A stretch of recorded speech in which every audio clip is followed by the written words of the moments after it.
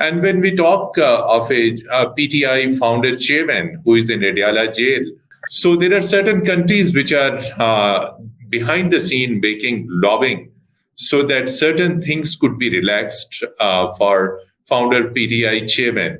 I think interference in Pakistan, the political scene has been a norm, especially by, I think, 2-3 Western countries. Now, if you look at even 9th May, some of people just forget it, and 9th May has actually become a meme in Pakistan. Most of the political mess that has been created in Pakistan, it is due to the political parties. So while PTI was in power, it was reluctant and it was shy of holding dialogue with the then opposition. And now PTI says that it's open for dialogue, but the time has gone. Yeah, I think that has been an unfortunate history of Pakistan politics. And if you look at the current, I would say, lobbying being done for, and on the other side, you look at their narrative. You're absolutely not, I'm sure everybody knows it in Pakistan, it got a lot of coverage in the international media. Absolutely, yes. Then absolutely, yes. Cypher. Pakistan never commented Waqar Hassan Khan when Trump was being tried in the American courts. Pakistan never commented when Trump and its workers made an attempt on the building of Congress. So, but something that happens in Pakistan, any political development, a statement is made that we are closely watching, we are closely monitoring, so they should mind their own business. Politicians have created an environment where this interference takes place. A report was carried by British Broadcasting Corporation on its web that Pakistani-made weapons are being sold in Yemen. Yet they do not have any evidence. So it's just to highlight, and I would say that BBC, out of all those countries which are accessible to Houthis, they found one Glock, for $900. So, and then Indian media picks up. Pakistan's concern is that Afghan Taliban are in power, so Americans left millions of weapons over there. How come these weapons are reaching to the Fitna al-Khawarij? And these most sophisticated weapons have been used against our security forces. It was deliberately left because they knew it. So technically, they have armed Afghanistan for the next almost 20 years. It's $7 billion worth of ammunition. Huge weapons. And it is to destabilize the region, I would say.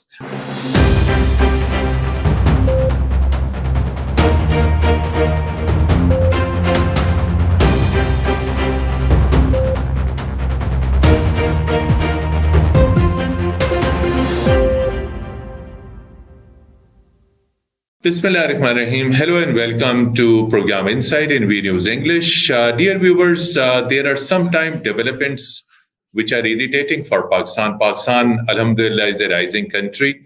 Whatever is happening inside in Pakistan, that's Pakistan's internal matter. We mean the political developments. And as we are talking, there are meetings yesterday. In the past, those who were the coalition partners today, they sit on opposition benches, but significant thing is President Asif Ali Zardari held meeting with Maulana Fazlur Rahman. And there are other important political developments which are taking place this week. PPP chairman Bilawal Bhutto Zardari also held second meeting with Prime Minister Shehbaz Sharif. So these whole meetings are the beauty of Pakistani political system and Pakistani democracy. And there is also a politician who is in prison and who has been a former chairman of a political party. So whatever is happening to him, that is all exact in accordance with Pakistani law. And no country has any right to make comment or to interfere into Pakistan's internal political matters. And another international media has taken Pakistan for granted. So there are always any cooked, concocted, fabricated story against Pakistan. Purpose is to malign Pakistan. A couple of days back, an Israeli newspaper carried a story which was picked by Indian media that Pakistan allegedly supplying missiles to Iran. And BBC carried another story that Pakistani-made weapons are being used and being sold in Yemen. So there have been no evidence of that. Why Pakistan will be permitting the export of Pakistani-made weapons, whatever way, either it is through private channels or through official channels, there has been no such official policy of Pakistan, but yet international media creates a situation, creates stories. Purpose is to malign Pakistan. To discuss these all things, today we are joined by renowned political security and defense analyst, Brigadier retired Waqar Hassan Saab.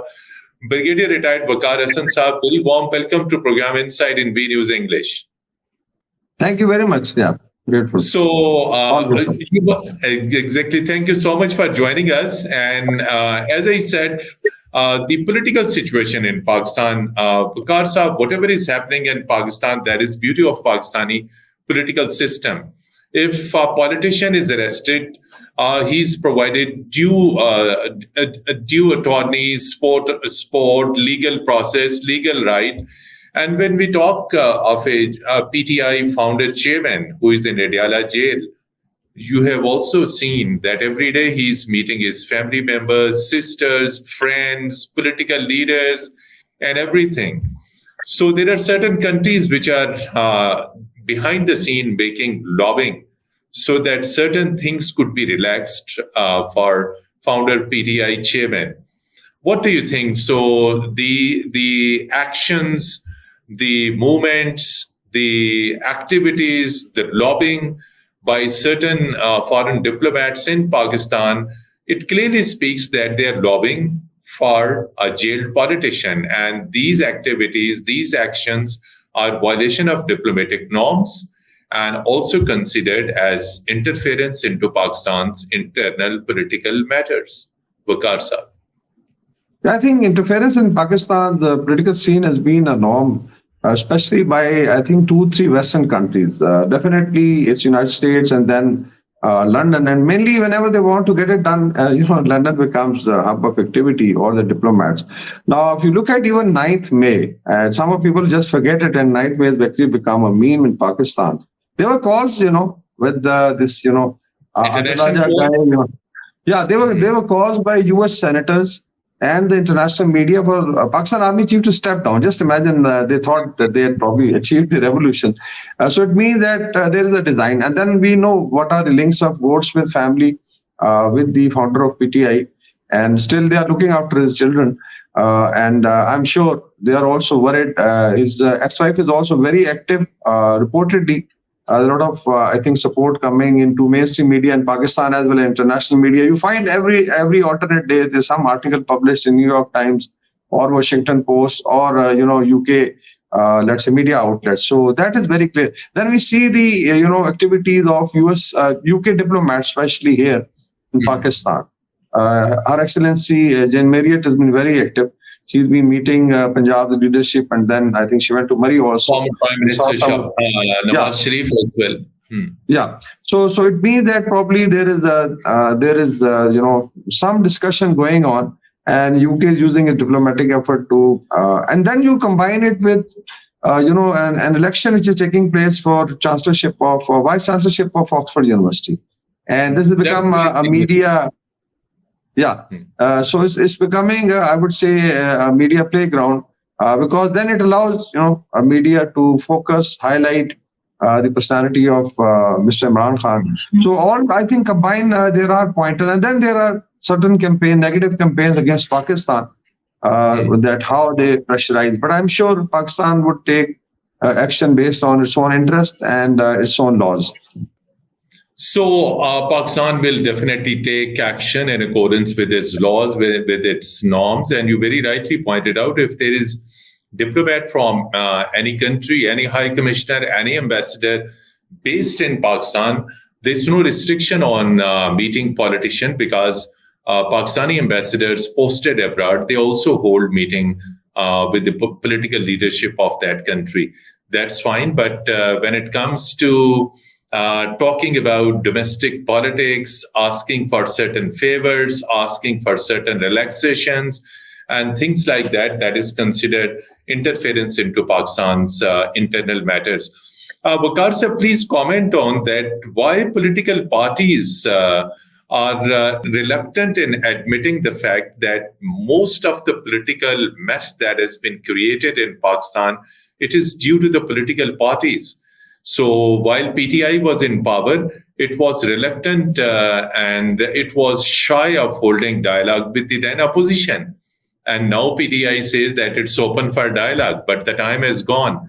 So, what do you think that the political parties themselves should review their policies, should review their approaches, should review their strategies, and should not allow and should not meet any foreign diplomat, high commissioner, or ambassador, which gives them a specific agenda? Yeah, I think that has been an unfortunate history of Pakistan politics.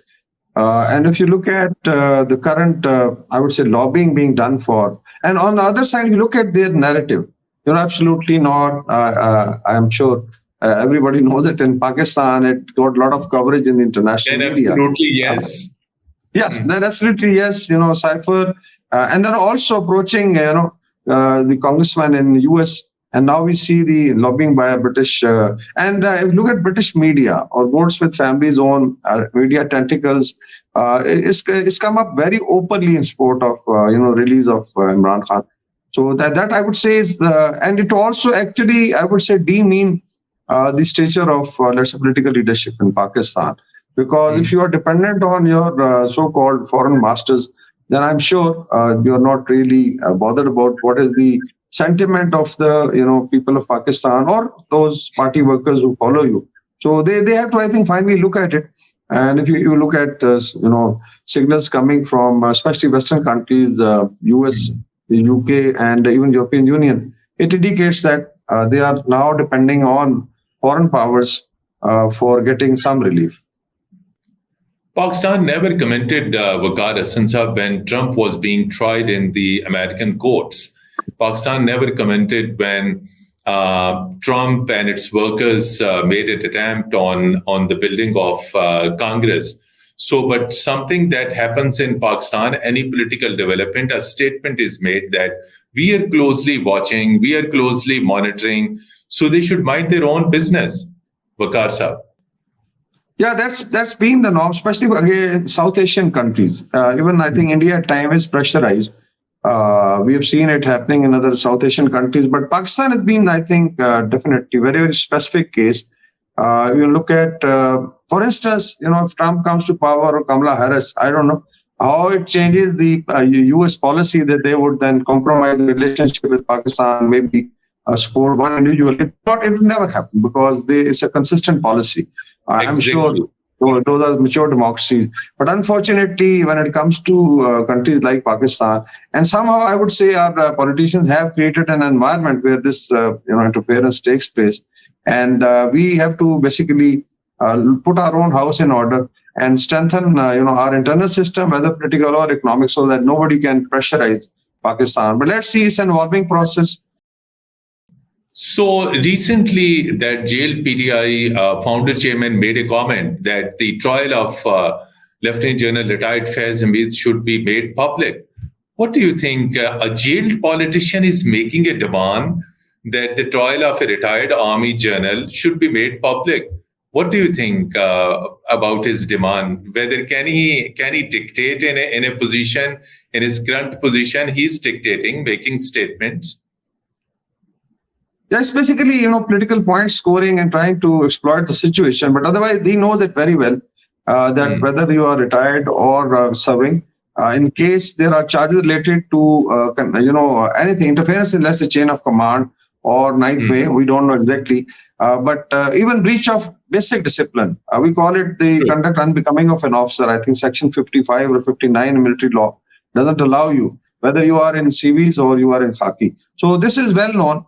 And military has displayed it. The army has displayed it that whenever such cases have happened and the court-martial proceedings are done by the military, it's the military law which basically takes over. And we feel that this is a better way. And this is known. And I think even during Imran Khan's time in power, there were a couple of cases where civilians were tried by court-martials or FGCMs. So basically, it's point scoring and trying to definitely support his kingpin, because reportedly Jan Faiz Hameed was one, I would say, center of gravity which was supporting the party structure and network. And still we are waiting what comes out. But unfortunately, I would say it's interference in the military chain of command to be straight. Exactly. So this case will be taken to the logical end. You think so? Yeah, definitely. There is a system. We already have, court of inquiry and summary of evidence recorded, and then you have a process that field general court martial, any court martial would take place. The defendant is allowed to have his counsel. There is a court, and evidence has been already been shared. When you record summary of evidence, it is signed by the accused, mind you. So it means that process is already on, and then a fair trial is given. He can even hire a team of counsels if he wants, and then there is a decision which goes to the Attorney General branch, and then there is I would say series of appeals you can do in case he feels that's for any grievance to Army Chief, to High Court and Supreme Court and President of Pakistan. So there are different. So there's a relief also provided, but I'm sure the courts look at what was discussed during Field General Court Martial and what evidence was presented. Maybe they are supposed to look into that there were no, harm or let's say unfair trial. So that's what courts are going to look at. But there is a process. So I'm sure it will hopefully. And that process is exactly in accordance with the law of Pakistan Army Act and everything. Exactly, because Pakistan Army Act is a corollary of the Constitution of Pakistan. It is created. Yeah. If you look at all the departments, let's say the sub-laws, even in civil services, are product of the Constitution of Pakistan. So mainly it draws the strength, and then all the rules regulation are approved by let's say the parliament. It's not that somebody can just imagine. I'm sure you remember the case of extension of General Bajwa. They had to then bring changes into constitution changes, and then I think Pakistan Army Act was amended to create that I would say law. True. Waqar sir, when we talk of definitely international media is considered itself as a champion of objectivity and neutrality, and they always says that we are balanced, neutral, objective. But when it comes to Pakistan, there is a trend in international media, particularly British and American media, newspapers particularly, they carry reports against Pakistan, Pakistan's defense, security, political matters, and many things like that. And whenever there are certain reports, these reports doesn't have any substance, any concrete evidence. Recently, a report was carried by British Broadcasting Corporation on its web that Pakistani-made weapons are being sold in Yemen.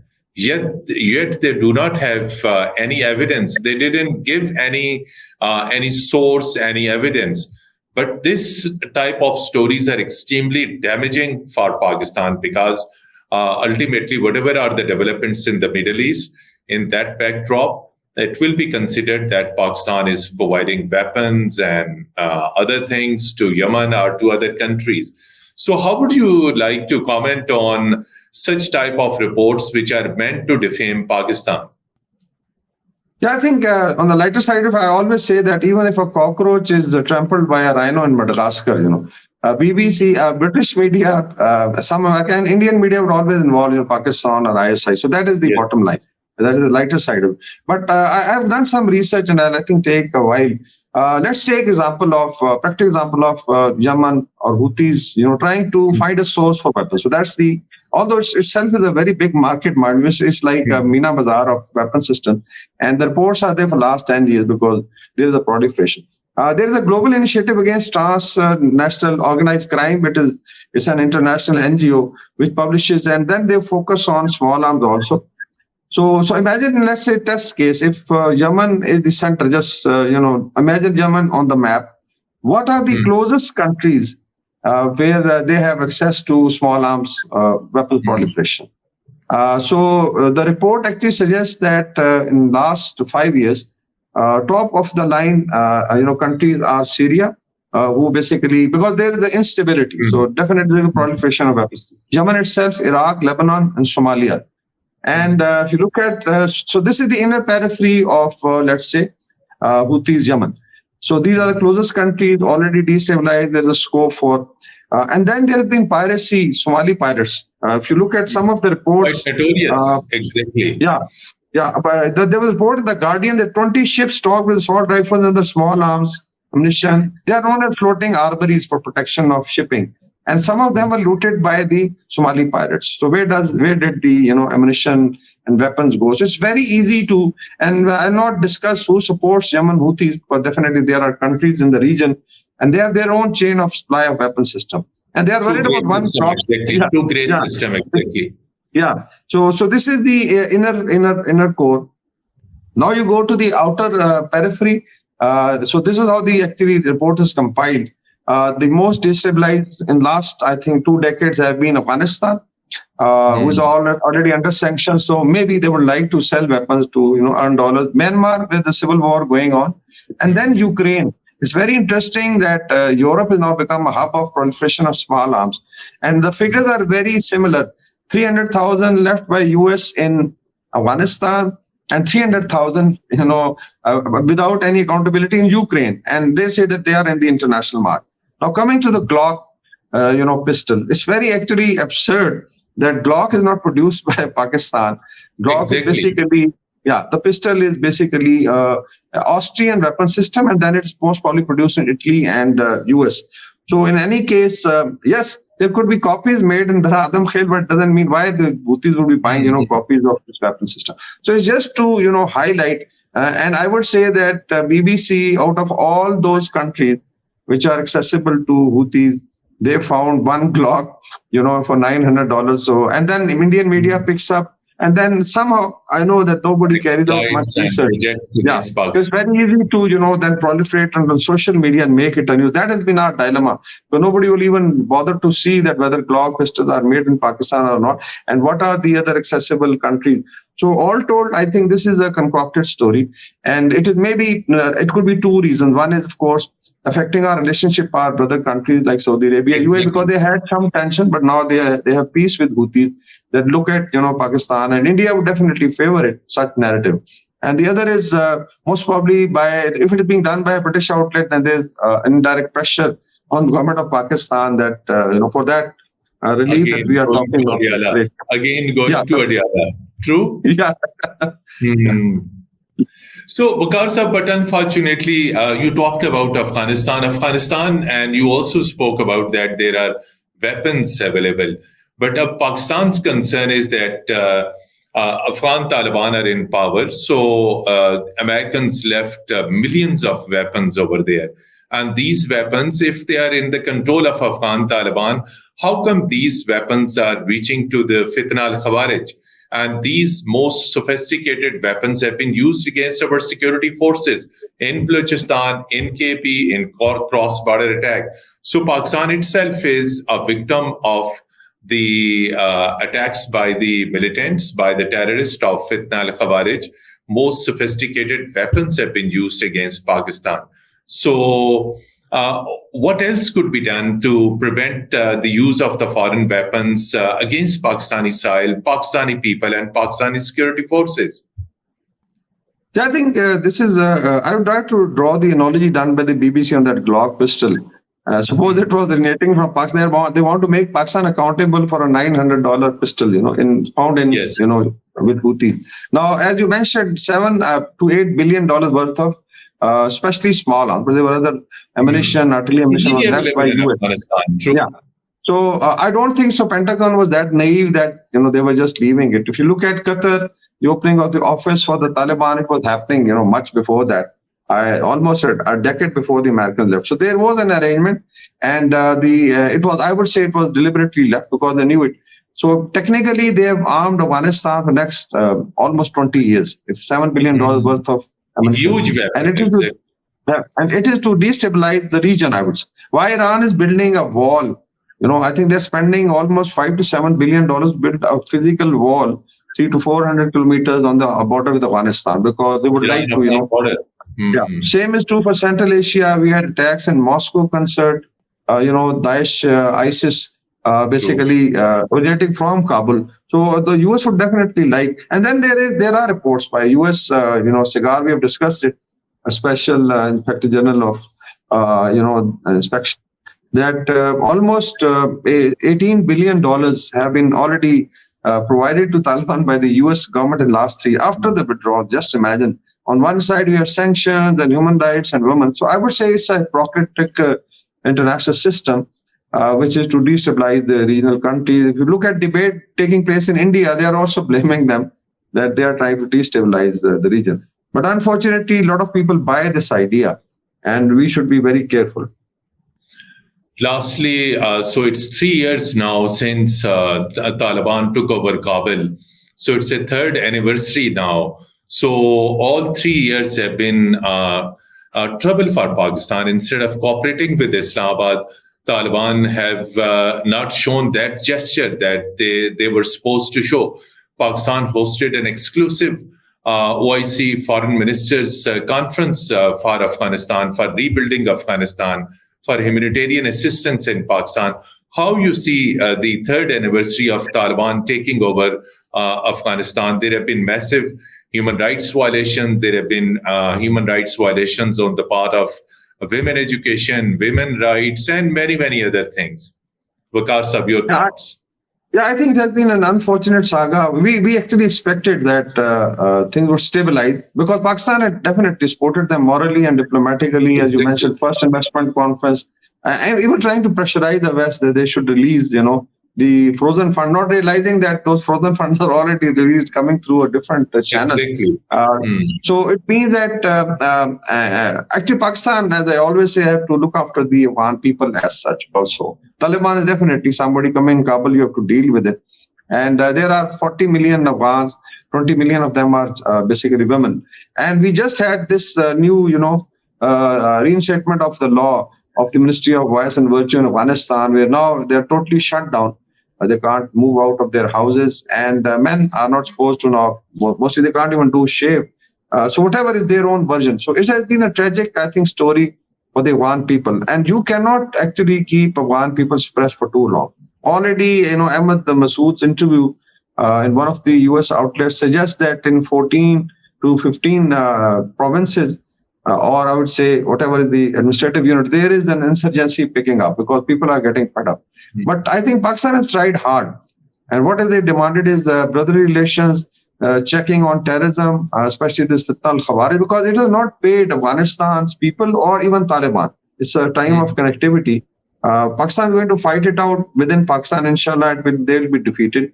But unfortunately, it's Taliban and people of Afghanistan who are suffering actually and are going to suffer because Pakistan and Afghanistan is too much connected to be, let's say, brushed off by any other country. So let's hope that sense prevails. And we have common friends like China, you have Iran, and even some Middle Eastern countries. Like I think UAE now allowed their embassy to be opened or posting of their ambassadors. So these common friends can always help because it will help the region also. And there's a call from the region also coming in Moscow format also. I think Taliban were warned that they should stop this terrorism. Central Asia, Russia, Iran, Pakistan, and the extended Middle East. Hopefully, things should improve. Thank you so much indeed, Brigadier Retired Waqar Hassan Saab. And you shared your perspective on some of the important developments confronting Pakistan. Dear viewers, till our next program, goodbye and Allah Hafiz from Studios.